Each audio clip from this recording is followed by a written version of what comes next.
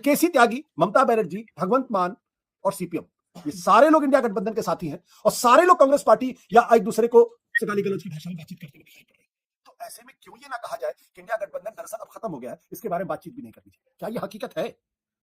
आइए देखते हैं। ये जो ममता बनर्जी ने जिस तरीके से बयान दिया कि माना जाए कि इंडिया गठबंधन बंगाल में खत्म हो गया है, अभी तक तो ये मान के चलना पड़ेगा जो इंडिया गठबंधन वहां पे होना। इंडिया गठबंधन का मतलब क्या है? इंडिया गठबंधन में तीनों पार्टियां है ना, कांग्रेस है, वामपंथी है और तृणमूल है। तृणमूल सीपीएम के साथ, वामपंथी के साथ कोई गठबंधन तो होगा नहीं, ना तो केरल में हो रहा है ना यहाँ हो रहा है, और त्रिपुरा और असम में हो सकता है, अलग बात है। लेकिन बंगाल में जो हो रहा है, ममता बनर्जी ने कहा, वो पहले जो फॉर्मूला दिया था, उनको लगा है कि कांग्रेस उसमें अमल नहीं कर रहा है, रिजेक्ट कर दिया। का मतलब है, मैंने कहा था कि 300 सीट जहाँ पे कांग्रेस है वो लड़े, बाकी जहाँ पे क्षेत्रीय दल सबसे अहम भूमिका में है उसको ऊपर छोड़ दिया जाए।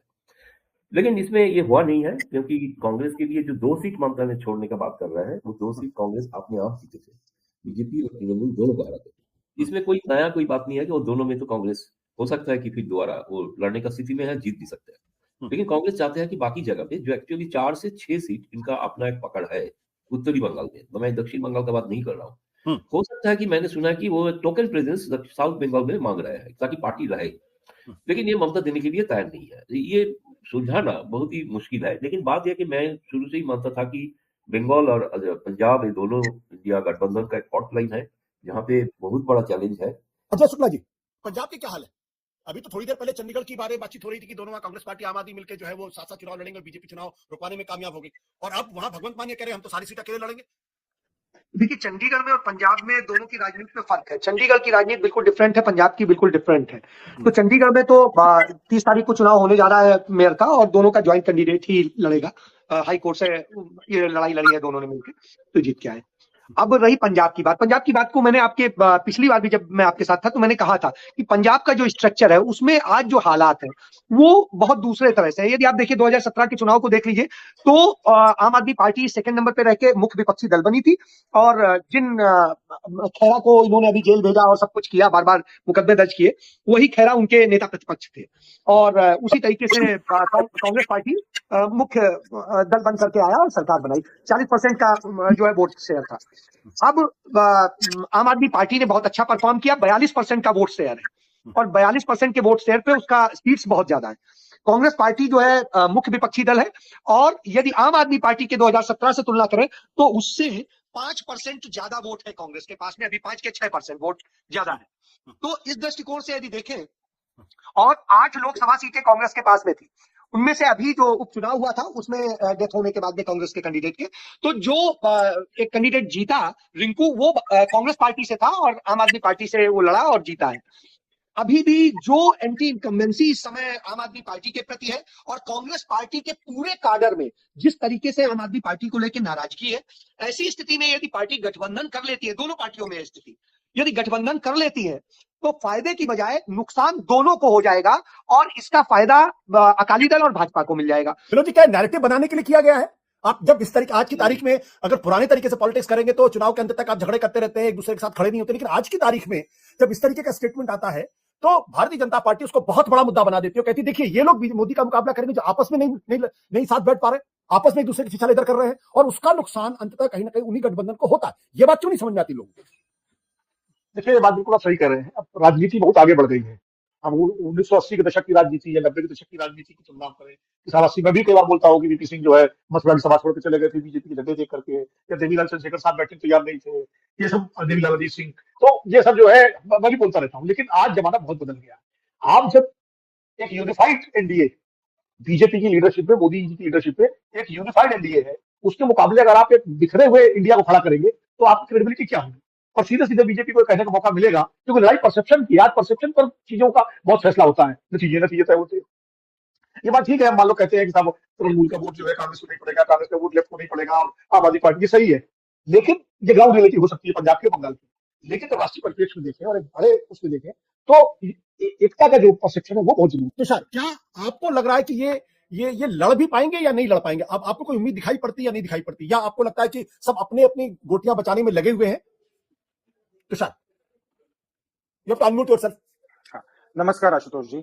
देखिए, बहुत पहलू हैं, पर एक चीज साफ है, 3-4 महीने हो गए हैं अब इस अलायंस की बातचीत होती रही है, बहुत परम्यूटेशंस कॉम्बिनेशंस लगाए जा रहे थे, रीजनल पार्टीज ऐसे करें, कांग्रेस ये करे, बट आज 4 महीने हो गए, अक्टूबर से बात हो रही थी, जनवरी खत्म होने को आ रहा है, अलायंस 1 सेंटीमीटर भी आगे नहीं बढ़ी है।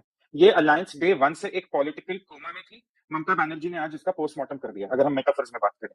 पर अगर हम एक नेशनल लेवल पे बात करें, हमें ये आर्गुमेंट दिया जा रहा था कि 1977 में भी पार्टियां साथ जुड़ी, इंदिरा गांधी के खिलाफ लड़ी, 2 साल सरकार बनाई, तो इनका साथ आना फीजिबल है। जो अलायंस के प्रवक्ता थे उनका लॉजिक यही था कि देखिए पहले भी हो चुका है, दोबारा भी होगा। लोग पूछते थे कि अब सीटें कैसे बांटेंगे, देश भी बदल चुका है, इंटरनेट का जमाना है, कैडर की अपनी एस्पिरेशंस है, आम आदमी पार्टी की 13 सीटों पर ही 40 उम्मीदवार है, तो आप सब कुछ बैलेंस कैसे करेंगे? पर जवाब एक ही होता था कि 77 में हुआ है, 2024 में भी होगा, 50 साल बाद। अब मेरा ये सवाल है कि क्या आज ये मानना होगा कि इंदिरा गांधी के खिलाफ पार्टियां एक साथ आ सकती थी, नरेंद्र मोदी के खिलाफ नहीं आ रही? पहला सवाल। दूसरा, राहुल गांधी की खुद की क्रेडिबिलिटी देखिए, उनकी भारत न्याय यात्रा शुरू हुई है, इंपैक्ट नहीं दिख रहा है, बिल्कुल नहीं दिख रहा है। कल खुद कांग्रेस के प्रवक्ता कह रहे थे कि क्योंकि वो हिमंता से भिड़ गए हैं असम में, तो शायद न्याय यात्रा को कुछ अटेंशन मिले। अब अगर आपके खुद के प्रवक्ता ही ऐसी बात कर रहे हैं, तो आप जनता से क्या उम्मीद करते हैं? जहां वो पहुंच रहे हैं, जय श्री राम के नारे लग रहे हैं, एक जगह थोड़े शायद गुस्से में भी आगे थे, थोड़ा एग्रेशन दिखा रहे थे, प्यार की मोहब्बत की दुकान की बातें सब हवा हो गई। तो राहुल गांधी की जो क्रेडिबिलिटी है, वो अलायंस के लिए इतनी स्ट्रॉन्ग इनफ नहीं, वो न्यूक्लियस नहीं बन पाए राहुल गांधी, वो थे भी नहीं, बट हमें ये मानना था कि शायद वो न्यूक्लियस बन पाए जिनके आसपास सारे दल लड़े, वो नहीं बन पाए। तीसरी चीज, रीजनल पार्टीज की भी खुद अपनी एक इनसिक्योरिटी है। हमने दिसंबर में भी ये बात करी थी आशुतोष जी रिजल्ट्स के बाद, कि रीजनल पार्टीज अपना पॉलिटिकल कैपिटल कांग्रेस को क्यों देंगी, नीतीश क्यों देंगे, ममता क्यों देंगी, आम आदमी पार्टी क्यों देगी? मैंने आपको स्वयं कहा था कि आम आदमी पार्टी तो पंजाब में इतनी अच्छी पोजीशन में है, वो क्यों अपना पॉलिटिकल कैपिटल कांग्रेस को देंगी? पर वो बात भी वही की वही रहेगी। अच्छा, 3 दिसंबर को जो हुआ, एक शायद पीछे से आवाज आ रही है किसी की, प्लीज आप कंटिन्यू। हाँ, जो 3 दिसंबर को राउटिंग मिली है कांग्रेस को, 3 दिसंबर को राउटिंग मिली है मध्य प्रदेश में, मैं बार बार ये कहता हूं, उस दिन अगर 3-1 ना होके 2-2 होता, कहानी बहुत और होती, कांग्रेस की बार्गेनिंग पावर बहुत होती, पर जनता ने अपना जवाब रख दिया। अलायंस फिर भी जनता के पास गई थी कि नहीं, हम साथ लड़ेंगे, 24 का इलेक्शन साथ लड़ेंगे, हम स्टेट पार्टीज के अलायंस नहीं है, हम नेशनल लेवल पर लड़ेंगे। जनता ने अपना जवाब दे दिया है 3 दिसंबर को। मध्य प्रदेश इसकी एक अच्छा लिटमस टेस्ट है। आप ओबीसी के पास गए, जितनी आबादी उतना। आशुतोष जी, आप मुझे बताइए, 3 दिसंबर के बाद कहीं कांग्रेस के किसी वार्तालाप में ये बात आ रही है? खबर एजेंडा पे फोकस ही नहीं है, तो आपको अलायंस पार्टनर्स भी क्यों सीरियसली लेंगे, जनता क्यों सीरियसली लेगी? और आखिरी चीज, राम मंदिर, आपको न्योता पहुंचा, आपको उसको स्वीकार करना चाहिए था। ये मैं मानता हूं कि अगर आज कांग्रेस के कोई पुराने लीडर होते, इंदिरा गांधी होती या राजीव गांधी होते, वो इससे मुंह नहीं मोड़ते।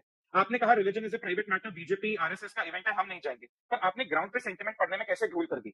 आपको कैसे नहीं पता चला कि जो अक्षत बंट रहे हैं उससे खुद एक धार्मिक लहर उठ रही है, और एक 30 साल का जो भाजपा का भी लड़ाई था, एक जुडिशियल लड़ाई थी, एक कॉज के लिए पीछे वो खड़े रहे, उसका एक समाप्त हो गई है। तो आप उस दिन केवल वहां जाते, लोगों में शामिल होते, आपकी खुशी में हमारी खुशी है, क्योंकि हर हिंदू तो बीजेपी को वोट नहीं करता, पर कांग्रेस ने वहां भी चूक कर दी। तो ये 5 रीजंस हैं, ये अलायंस टूट रही है।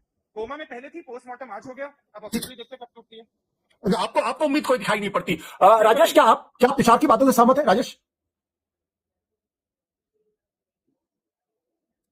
राजेश अनम्यूट।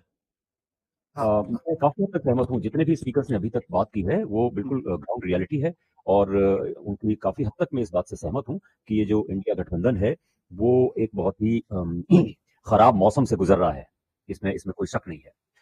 लेकिन मैं अभी ये मानता हूं कि चुनाव की घोषणा होने तक अभी इंडिया गठबंधन की मीटिंग्स और होंगी, और सद्बुद्धि शायद विपक्ष के इस गठबंधन को आए, वो ये देख पाएंगे, ऐसा लगता है, क्योंकि सब बहुत ही घिसे हुए पॉलिटिशियंस हैं, कि 2024 में उनकी दरअसल लड़ाई किस चीज से है। ये नरेंद्र मोदी या भारतीय जनता पार्टी या चुनाव की कितनी सीटें जीतना कितना हारना वो नहीं है। ये इनकी बात में बड़ा दम है, क्योंकि ये ऐसा लगता है कि वो हिंदी में बहुत ही हिंदी हार्डलैंड की कहावत है ना, दोनों दीन से गए पाने, हलवा रहे न माने। तो कहीं ये विपक्षी पार्टियों को ये न लग रहा हो कि अगर खुदा न खास्ता कुछ कम हो गया तो हमें भी इस पाई में नरेंद्र मोदी की और भारतीय जनता पार्टी कुछ हिस्सा मिल जाएगा। ये कॉम्प्रोमाइज करने को तैयार हो ही जाएंगे। अभी चाहे ममता बनर्जी अपने आप को सेक्युलर कह रही हो क्योंकि उनको मुस्लिम वोट देना है, लेकिन अगर कहीं इस तरह की चुनाव के नतीजे ऐसे आते हैं जिसमें इनकी कोई अहम भूमिका हो सकती है, तो तुरंत पाला बदल सकते हैं। ये मैं प्रेडिक्शन नहीं कर रहा हूं कि ऐसा होगा, लेकिन अब शक होने लगा है। ये विनोद जी की बात में बहुत दम है, क्योंकि नरेंद्र मोदी ने जिस तरह से जो भाषण दिया है उसको बार बार सुना जाना चाहिए। उन्होंने एकदम ऐलान कर दिया है कि अगर राष्ट्र राज्य कोई भारत है तो वो हिंदू राष्ट्र राज्य है, राम उसके देवता है। वहां से अयोध्या से 25 किलोमीटर दूर जो धन्नीपुर जमीन दी गई है मुसलमानों को मस्जिद बनाने के लिए, एक ईंट वहां नहीं लगी है, पैसा नहीं है, उनके कागजात जो है वो बार बार ब्यूरोक्रेसी मंगा रही है कि ये कागजात चाहिए, वो कागजात चाहिए, कुछ नहीं हुआ, तार बाड़ लगी हुई है वहां पे। पूरा हिंदुस्तान का राष्ट्र राज्य और सुप्रीम कोर्ट जिसने कहा था कि मंदिर बनाने के लिए ट्रस्ट बनाया, वो सब उसके लिए लगे हुए हैं। लेकिन मुसलमानों को जो उसी हिंदुस्तान के नागरिक हैं उनकी मस्जिद बनाने के लिए कोई अभी तैयारी नहीं हुई है। प्लस 22 तारीख को जब वहां पे कंसंट्रेशन हुआ, प्राण प्रतिष्ठा हुई, भारत के 6 राज्यों में हिंसा हुई है। बड़ी व्यापक पैमाने पर हिंसा नहीं हुई है, एफआईआर भी हुई है, लेकिन मस्जिदों के सामने जाकर के नारे लगाना, डीजे बजाना, मध्य प्रदेश में एक चर्च के ऊपर जाकर के भगवा झंडा लहराना, कब्रिस्तान का में आग लगा देना बिहार में, ये क्यों हो रहा है? क्योंकि अगर विपक्ष को अभी नहीं दिख रहा है और या वो चालाकी से नहीं देखने की कोशिश कर रहे हैं तो बात अलग है। अगर नहीं दिख रहा है तो फिर तो उनका रब भी राखा है पंजाब में कैसे है? ठीक है, बिल्कुल। शीतल जी, क्या महत्वपूर्ण सवाल है जिस ओर तुषार ने इशारा किया कि भाई राहुल गांधी इस गठबंधन के पिवट नहीं बन पा रहे।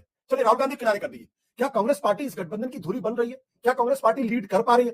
कहा यह जा रहा है कि जब चुनाव की तैयारियां होनी चाहिए तब राहुल गांधी भारत जोड़ो यात्रा पर निकल गए। गठबंधन की जो बातें हो रही थी, गठबंधन की बातें पब्लिकली सामने दिखाई नहीं पड़ रही है।